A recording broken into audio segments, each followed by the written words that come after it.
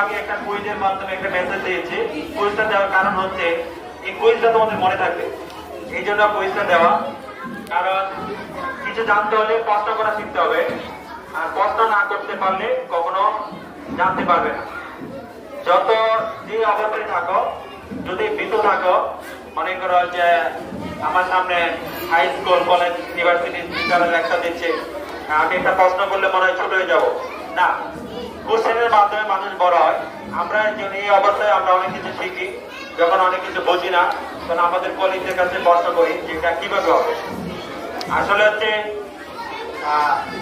এই যে কোশ্চেন করার বা প্রশ্ন করার যে সক্ষমতা, এটা যার জন্য বেশি হবে, তার জানার পরিধি তত বেশি হবে।